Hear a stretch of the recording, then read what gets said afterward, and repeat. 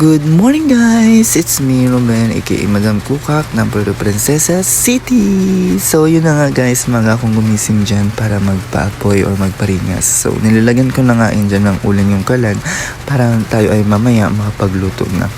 So fast forward guys, ayan, habang nagpapaapoy ako dyan, inugasan ko muna yung aking paglulutuan ng kanin ng boljak na paghugas. So nilinisan ko muna yan dyan guys para after na mag-apoy na, meron na tayong paglalagyan ng kanin na paglulutuan na.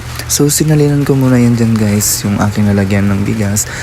Ayan, sinalinan ko siya nilagyan ko muna siya ng bigas. So para hindi na tayo magpasok dito sa loob ng bahay. So nilagyan ko muna yan siya ng puno. Yan, pinuno ko muna yun dyan guys. So after na malagyan ko na siya ng bigas, ay nilagyan ko na rin itong hinugasan kong kaldero kanina ng bigas para ating maluto na. Nilagyan ko ngayon dyan pala ng 3 scoop or 3 chupas. So ayan na guys. So hugasan ko na yung bigas na aking kinuha kanina.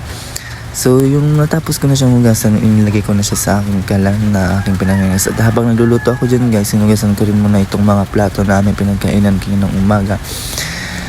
Nang gabi pala, sorry. So, yun na nga guys, at minanlawan ko na nga yun dyan. At nagpatulong na rin ako sa aking kapatid na twins na pahawakan na. Kasi nga guys, so wala pa siyang napaglalagyan dyan kasi nga nire-renovate pa yan dyan, inaayos pa. So kung makikita nyo, ayan yung aming kusina guys na aking pinaglulutuan o pinaghuhugasan ng mga plato guys. So hindi pa siya tapos, kaya ayan muna guys.